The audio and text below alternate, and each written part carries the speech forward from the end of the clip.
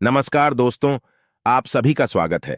आपके अपने YouTube channel मानव जीवन में दोस्तों लाइफ में सभी आगे बढ़ना चाहते हैं और लाइफ में आगे बढ़ने के लिए हमें रोज ही कुछ नया सीखना चाहिए और आगे बढ़ना चाहिए।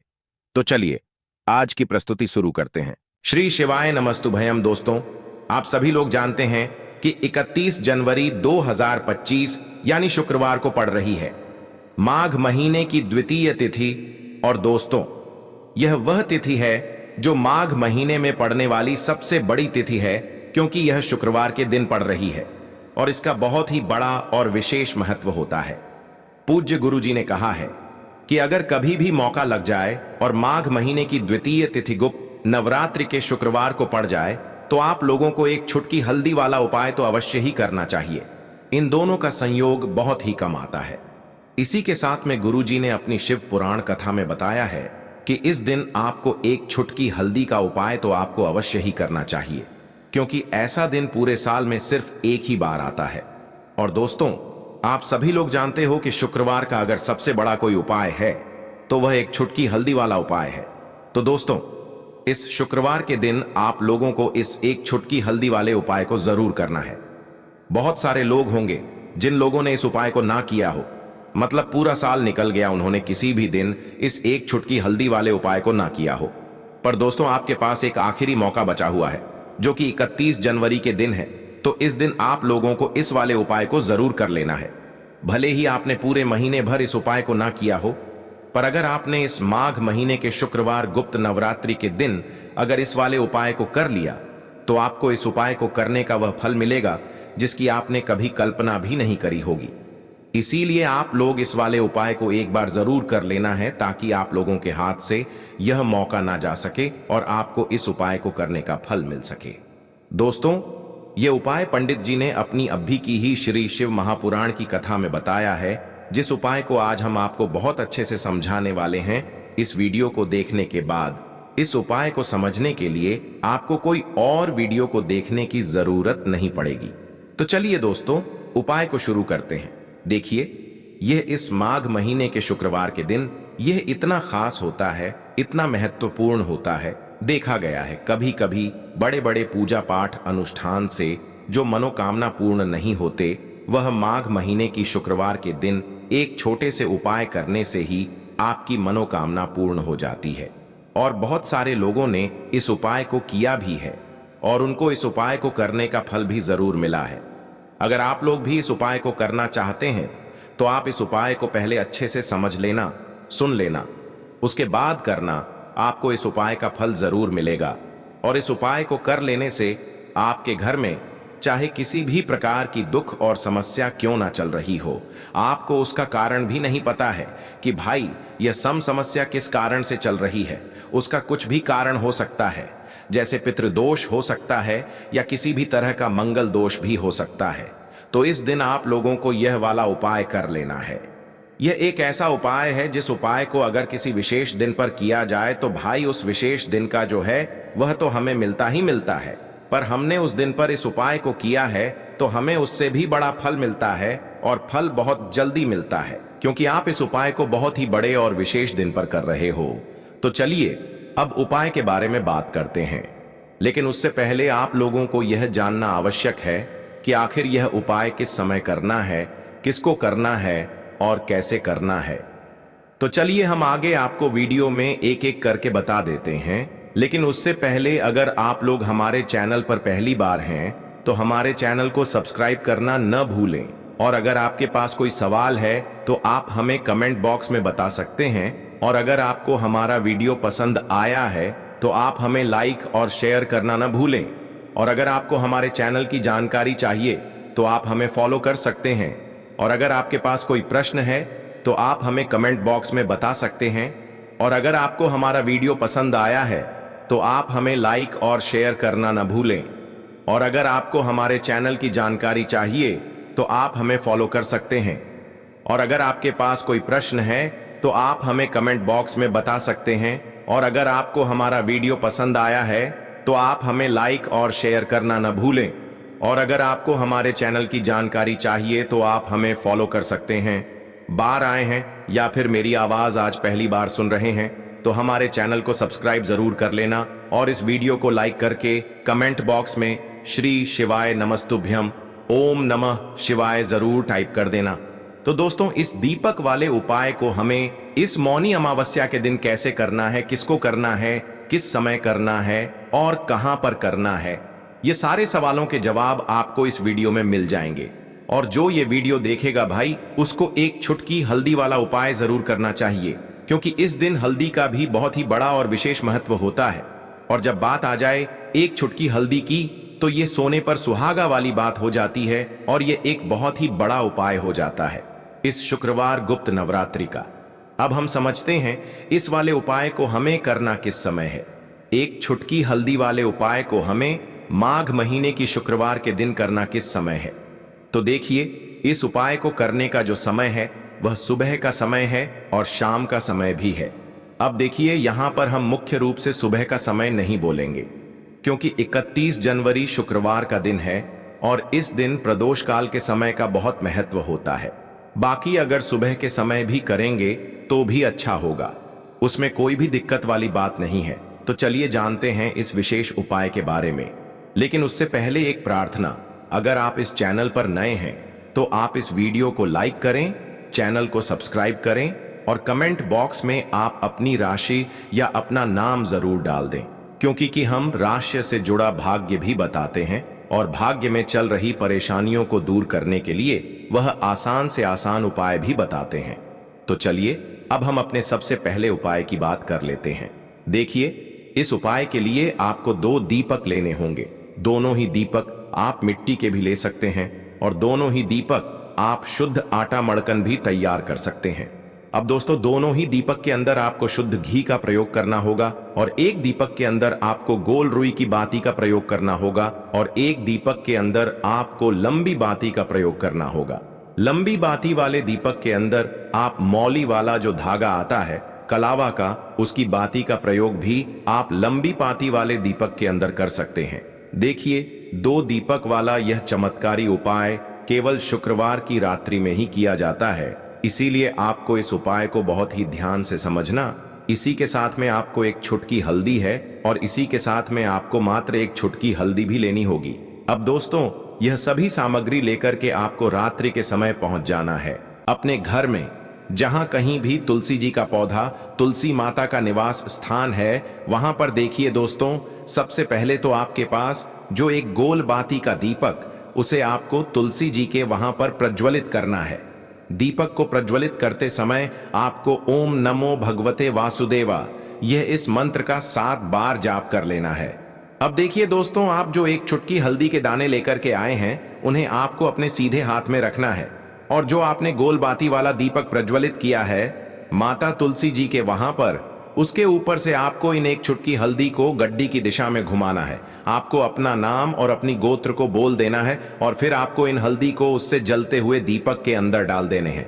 देखिए, हल्दी भगवान विष्णु के पसीने से उत्पन्न हुए हैं और जब भी हम यह दीपक की रात्रि में प्रज्वलित करते हैं तो इससे हमें हमारे कर्ज में राहत मिलती है, हमारे जीवन में धन प्राप्ति के नए नए मार्ग खुलते हैं, हमारा अगर कोई भी कार्य रुका हुआ है तो वह भी परिपूर्ण होता है। देखिए, गोल बाती का जो दीपक है, विशेषकर हम माता तुलसी के वहां पर भगवान विष्णु और माता लक्ष्मी के निम प्रज्वलित कर रहे हैं। इस प्रकार से आपको यह दीपक प्रज्वलित कर देना है। अब जो आपके पास लंबी बाती का दीपक है, एक चुटकी हल्दी है, तो इससे आपको लेकर के पहुंचना है अपने घर के मंदिर में। आपके घर के मंदिर में माता लक्ष्मी की जो भी प्रतिमा ही मूर्ति है, उनके सामने सबसे पहले तो आपको यह लंबी बाती का दीपक रखना है। फिर आपको दीपक को प्रज्वलित कर देना है। दीपक को प्रज्वलित करते समय आपको ओम महालक्ष्मी नमः इस मंत्र का जाप करते रहना है। अब दोस्तों, आपके पास जो एक चुटकी हल्दी है, उसे आपको अपने सीधे हाथ में रखना है और इस एक चुटकी हल्दी को आपको उस दीपक के ऊपर से 7 बार घड्डर मंत्र का जाप करते रहना है और इस एक चुटकी हल्दी को आपको उसे दीपक के अंदर डाल देना है। देखिए, एक चुटकी हल्दी वाला जो दीपक है आपके जीवन से दुर्भाग्य को समाप्त करता है। माता लक्ष्मी की आपको कृपा प्राप्त करवाएगा, धन प्राप्ति के आपके जीवन में नए नए मार्ग बनाएगा। देखो, अगला उपाय है वह भी बहुत ज्यादा खास है। तीनों उपाय को आप जरूर सुनना, क्योंकि जो आपको अच्छा लगे वह उपाय आप कर सकते हैं। देखिए, इस उपाय के लिए आपको 2 हरी इलायची लेनी होगी। हरी इलायची आपको साबुत लेनी है, खंडित नहीं होनी चाहिए। और इसी के साथ में आपको मात्र थोड़ा शहद लेना है। शहद आपको मात्र आधा चचच या फिर उससे भी कम ले लेना है। और इसी के साथ में आपको एक दीपक ले लेना है। दीपक आप चाहे तो मिट्टी का भी ले सकते हैं, और आप चाहे तो शुद्ध आटा मढ़कर उसका दीपक भी आप तैयार कर सकते हैं। इस दीपक के अंदर आपको मौली का जो धागा आता है, कलावा का, उसकी बाती का प्रयोग करना होगा। यानी कि इस दीपक के अंदर आपको लाल रंग की बाती का प्रयोग करना होगा, और इस दीपक के अंदर आपको शुद्ध घी का प्रयोग करना होगा। अब यह सारी सामग्री लेकर आपको अपने घर में जो भी मंदिर है वहां पर पहुंच जाना है, और आपको माता लक्ष्मी के किसी भी स्वरूप के सामने बैठ जाना है। अगर माता लक्ष्मी की फोटो है, माता लक्ष्मी की प्रतिमा है, तो उनके सामने आपको बैठ जाना है। अगर माता पार्वती की प्रतिमा है तो उनके सामने आपको बैठ जाना है। यानी कि किसी भी माता के स्वरूप के सामने आपको बैठ जाना है। अब देखिए, सबसे पहले तो आपको माता रानी के सामने थोड़ी सी चावल की ढेरी बना देनी है। यानी कि थोड़ी सी अक्षत के दाने आपको माता रानी के सामने रखना है। उसके बाद आप जो एक दीपक लेकर के गए हैं, उस दीपक को आपको उन्हीं चावल के दानों के ऊपर रख देना है, और फिर इस दीपक को आपको माता रानी के सामने प्रज्वलित कर देना है। देखें, इस दीपक को प्रज्वलित करते समय आपको ओम महालक्ष्मी नमः इस मंत्र का लगातार जाप करते रहना है। दीपक को प्रज्वलित करने के बाद आप जो 2 हरी इलायची लेकर के गए हैं, उसमें से एक हरी इलायची को तो आपको उसी दीपक के अंदर डाल देनी है, और वहीं पर आपको कम से कम 21 बार ओम महालक्ष्मी नमः इस मंत्र का जाप कर लेना है। अब आपके पास जो शहद है और एक हरी इलायची है, उसे सीधे आपको लेकर के पहुंच जाना है। भगवान शिव के मंदिर में पूज्य गुरु जी ने बताया है कि यह उपाय आपको सिर्फ और सिर्फ शाम के समय ही करना होगा। शाम को जब भी सूर्यास्त का समय होता है तो उस समय आपको यह उपाय करना है। लेकिन सबसे पहले तो आपके पास जो एक हरी इलायची है, उसे आपको उस शहद के अंदर अच्छे से डुबो देना है। यानी कि शहद का लेपन उसे हरी इलायची के ऊपर चारों तरफ आपको कर देना है। अब यह जो शहद से युक्त हरी इलायची है, इससे आपको भगवान शिव के शिवलिंग पर अर्पित कर देनी है, और आपको वह श्री शिवाय नमस्तुभयम इस मंत्र का लगातार जाप करते रहना है। फिर इसके बाद आपको एक लोटा जल भी अपने साथ लेकर के जाना। तो यह एक मोटा जल भी आपको धीरे धीरे शिवलिंग पर समर्पित कर देना है, और आपको श्री शिवाय नमस्तुभयम इस मंत्र का जाप करते रहना है। फिर इसके बाद आपको अपने घर आ जाना है। इस प्रकार से आपको यह उपाय कर लेना है। तो चलिए दोस्तों, जान लेते हैं गुरुजी द्वारा बताए गए दूसरे उपाय के बारे में। देखिए, इस उपाय के लिए आपको लेना है 11 चावल के दाने।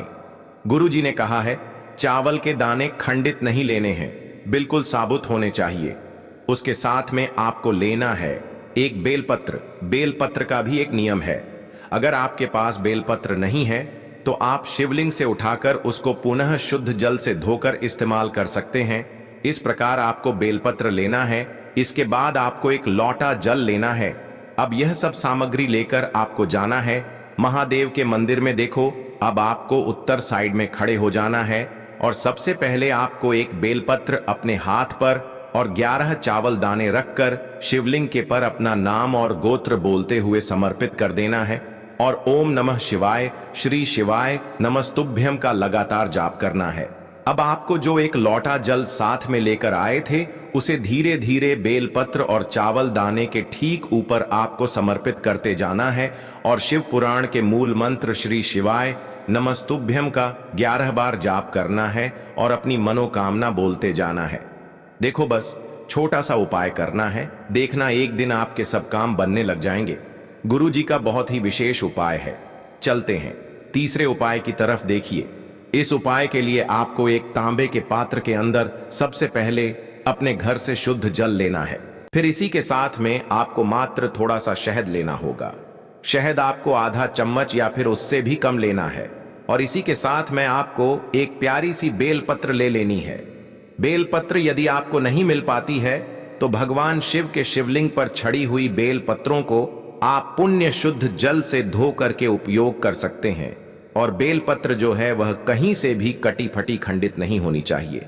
अब यह तीनों सामग्री लेकर के सीधे आपको पहुंच जाना होगा भगवान शिव के मंदिर में। यह उपाय सुबह से लेकर के शाम तक किसी भी समय कर सकते हैं।